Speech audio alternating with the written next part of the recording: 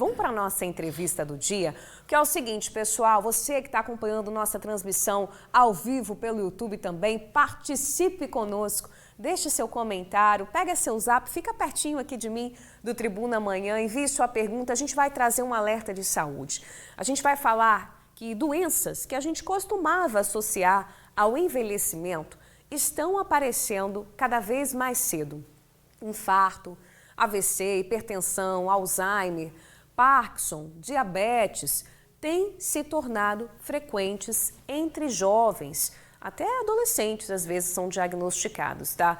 Segundo o Ministério da Saúde, só na última década, as internações de pessoas com até 39 anos aumentaram quase 60%. O que será que está acontecendo, né, pessoal? É um fenômeno que certamente está ligado ao estilo de vida moderno, à alimentação ultraprocessada, sedentarismo, estresse, poluições e até questões genéticas. Mas hoje, especificamente aqui no Tribuna Amanhã, a gente vai conhecer duas histórias de superação, duas jovens, duas moças lindas que foram diagnosticadas com Parkinson. Deixa eu tomar um café aqui que minha mesa hoje está recheada. Eu vou conversar com a Mariane Paulietti, com a Gabriela Aires e também com o Dr. Jasper Guimarães, médico neurologista.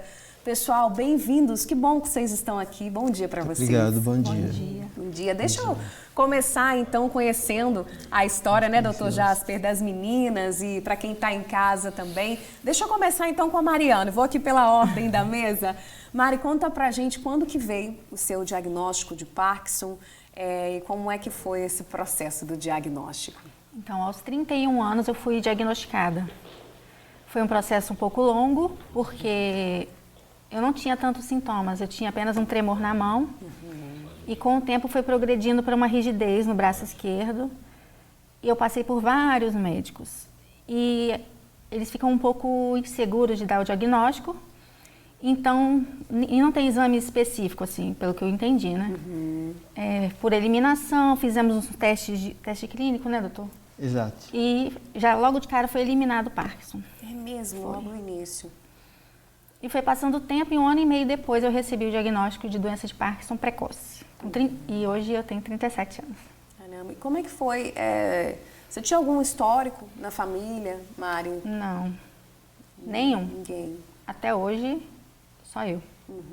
Como é que foi depois do diagnóstico, Mari, como é que está sendo a sua vida, né? A gente sabe que o Parkinson, ele traz ali uma mudança muito significativa na rotina do paciente. E tão jovem, ser diagnosticada com Parkinson, como é que está sendo o seu dia a dia? Então, hoje eu estou afastada da minha profissão. Eu sou professora de educação física.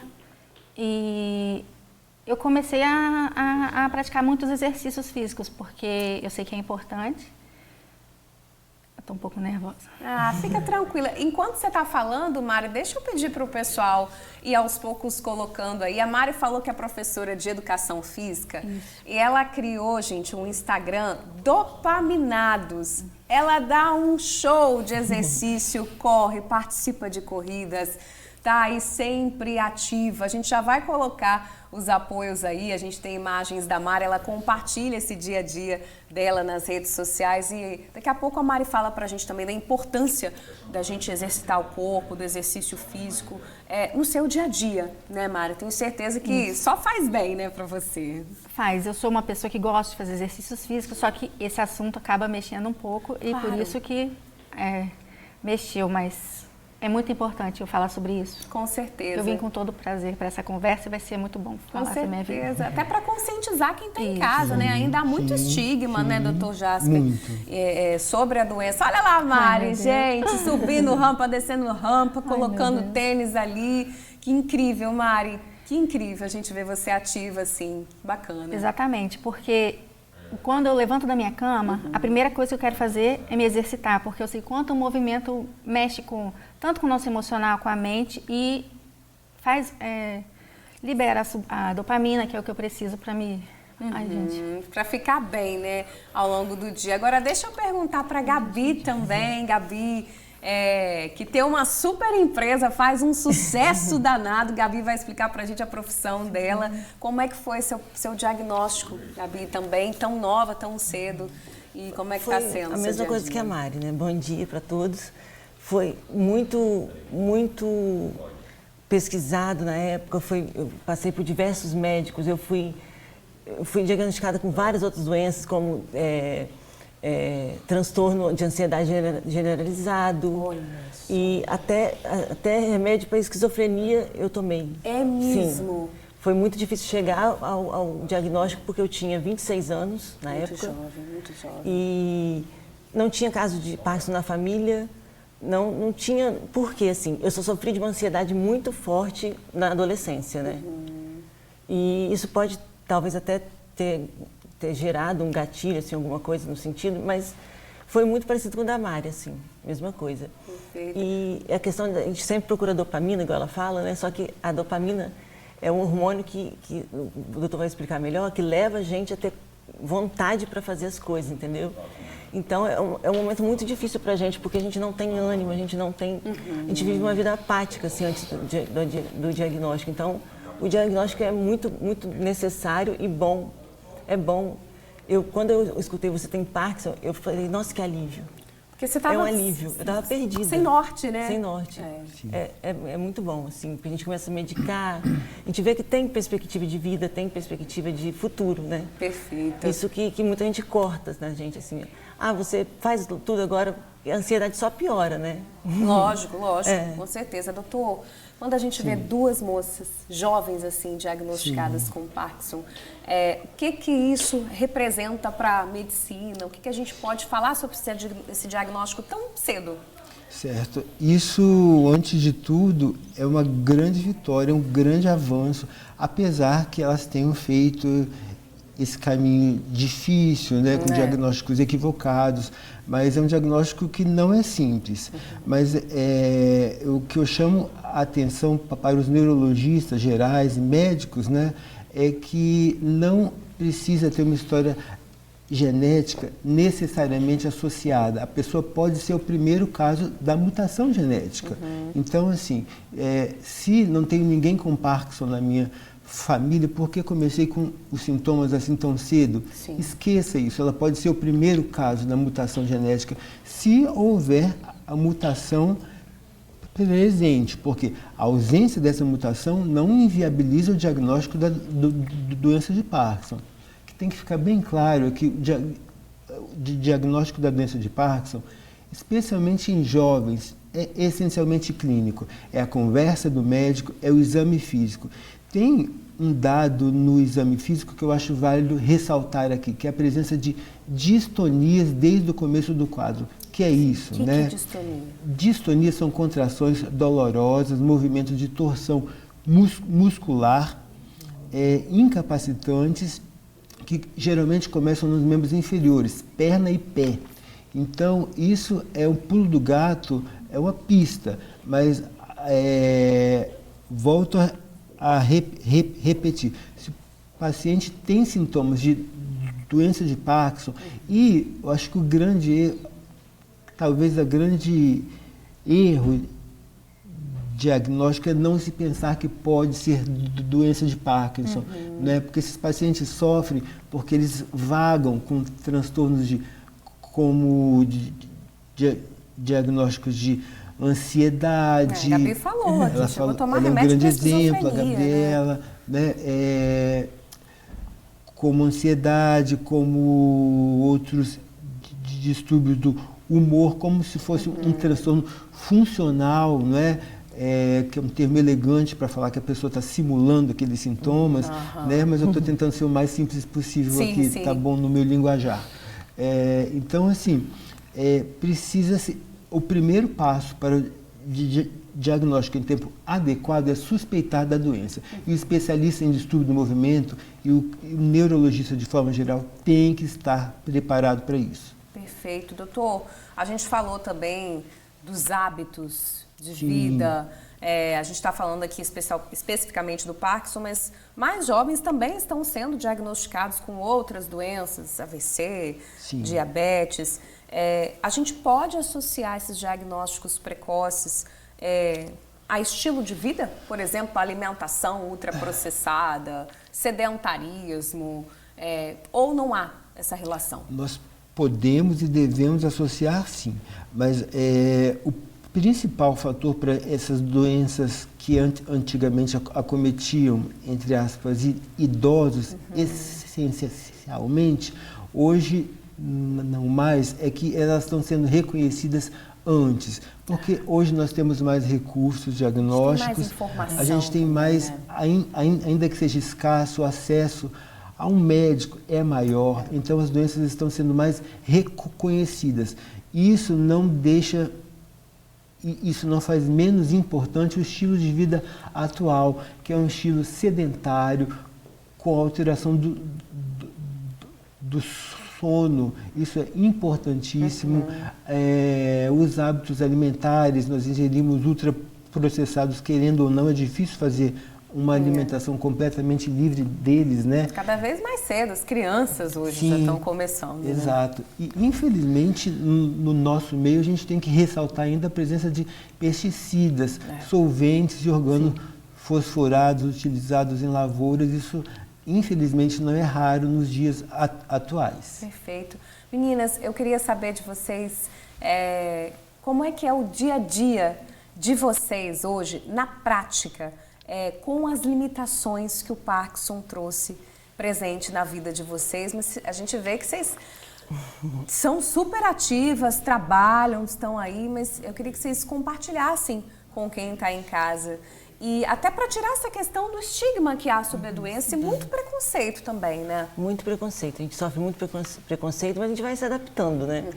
E o pior dos preconceitos é com relação à nossa cognição. As pessoas acham assim, tá com Parkinson, tadinho, tá demente. O doutor pode até falar pra gente nesse sentido, entendeu? Porque eu vim de uma profissão que demanda muito, eu sou advogada, demanda muito nossa cognição, nosso raciocínio, rapidez de raciocínio e tudo. Isso, na verdade, é um pouco prejudicado, rapidez de raciocínio, sim, mas a gente não tem por que se discriminar da sociedade por conta disso, entendeu? E eu tenho uma vida normal, eu tenho uma filha de 6 anos, eu fico com ela durante a manhã, eu faço almoço, faço janta, faço trabalho, sou empresária, sou sorveteira agora. É uma super empresária, tá, gente? A gente está falando aqui com uma super empresária. Então, minha vida é muito mais corrida do que de muita gente. Graças a Deus, eu sou muito ativa. Não estou no exercício físico igual a Mariana tá, porque eu sou meio relaxada nesse sentido. Mas pretendo voltar, se Deus quiser. Que bom. Que bom. E Mari, obrigada por compartilhar com a gente. Gabi, como é que é seu dia a dia? A gente já viu ali um pouco das suas atividades. Nem sempre é assim, né, Mari? Vai ter dia que você não vai conseguir fazer o exercício físico. Cada dia é um dia. A Gabi estava falando também. Mas você se exercita aí lindamente, né? Pois é, e as pessoas se surpreendem quando me veem correndo. Porque... Querendo ou não, apesar das minhas limitações, eu consigo correr. E corri 10 quilômetros na corrida do soldado. Parabéns. Como professora de educação física, eu sempre trabalhei com movimento. Então, essa questão de eu ir tendo limitações, isso mexeu bastante com a minha cabeça. Eu imagino. Então, eu não me permito ficar parada de jeito nenhum. Mas eu fico na minha casa, eu estou de licença, então eu cuido da minha casa, tento fazer minha rotina. Mas eu confesso que é diferente ainda, porque a cabeça... Assimilar todas as dificuldades que eu tenho agora é um pouco complicado. Com certeza, eu imagino. Isso. Tudo é uma adaptação. E a gente tem que ter atendimento multidisciplinar para aprender a lidar com tudo. Verdade. É psicólogo, é professor de educação física que precisa conhecer essa questão da doença de Parkinson, que hoje a gente vê que são poucas as pessoas que são conhecidas, vamos dizer assim. Que tem um diagnóstico, que às vezes não apresentam essa questão para a academia. Porque aí as pessoas não sabem lidar, infelizmente. Perfeito. Ou são subdiagnosticadas, né? Também. Eu queria falar uma coisa que eu acho super importante, porque nós temos 2 exemplos cruciais aqui, né, que são 2 portadoras de doença de Parkinson juvenil e em idade fértil. Isso é um alerta, porque como estamos falando de Parkinson de início em jovem, nós temos que ficar atento que o médico precisa tentar inserir e se adaptar e promover mecanismo de tornar a vida mais possível da realidade. Porque, assim, veja, então eu tenho Parkinson, quero ter um filho e não vou conseguir. Não é uma sentença isso, sabe? Receber o diagnóstico de Parkinson jovem não significa que você não vai ter uma vida mais aproximada possível da vida das outras pessoas, entende? Então, acho que esses dois exemplos são importantíssimos, sobretudo por isso, porque a vida normal, a vida mais aproximada do normal deve continuar. Com certeza, gente. Claro, pode falar, Mari. Sobre essa questão que o doutor falou, inclusive quando eu estava investigando a questão do Parkinson, eu estava investigando a infertilidade. E quando eu recebi o diagnóstico, parece que eu achei que seria mais um empecilho. E eu estou ainda nesse processo, só que acabei focando no Parkinson, porque os sintomas tiram um pouco do nosso foco de outras coisas. Sim. E é praticamente um luto receber um diagnóstico desse. Mas a gente vê que existe vida após o Parkinson. E é isso que eu tenho tentado fazer. Dois exemplos vivos disso. Eu tive minha filha com Parkinson, já diagnosticada com medicação. Só tive que suspender algumas medicações, né? Tem que suspender. O principal, Por conta da que era gestação. o levodopa, posso dizer assim, né? Eu não suspendi, na verdade, eu aumentei um pouco a dose ainda. E tive minha filha parto normal, foi tudo tranquilo, graças a Deus. Nossa, a única incrível. dúvida que os médicos tiveram com relação porque não tem na história, assim, registrado em livros, em nada, nem em artigos científicos sobre a gravidez da parkinsoniana. Mas é uma situação assim... É muito escasso. É muito escasso na literatura. E só que eles, na época, minha médica, a doutora Maria Angélica, foi muito, muito feliz assim, no tratamento todo, assim, muito tranquilo. Foi conduzir, né, a situação. Gente, foi parto normal, a expulsão foi normal, normalmente mesmo aconteceu, porque na verdade é uma musculatura que a gente não imagina, mas que ela não é controlada por nós, ela é involuntária, né? Eu não sei explicar os termos certos, né? Mas não, você falou muito bem. Eu queria fazer outro adendo bem rápido. Nosso tempo está quase acabando. É que elas se queixaram de que não são reconhecidas quanto à memória, né? Quanto às queixas cognitivas de um modo geral. Eu queria falar que a doença de Parkinson só compromete memória, cognição nas fases bem avançadas. Então, esse paciente está totalmente apto para ser introduzido no mercado ativo. Que bom, gente. Que bom ouvir os dois relatos de vocês, meninas Mari e Gabi. Que bom ouvir o doutor também trazendo esclarecimentos importantíssimos. Muito obrigada por compartilharem a história de vocês. São exemplos de superação, exemplos de vida muito incríveis. Obrigada pela participação aqui no Tribuna Amanhã. Obrigada, doutor, também pela participação. Já vou deixar o convite para vocês voltarem aqui para a gente ficar batendo papo. Esse assunto é muito importante, a gente tem que falar sobre isso. Obrigada, muito obrigada a gente. vocês. Imagina, foi um prazer. Até a próxima.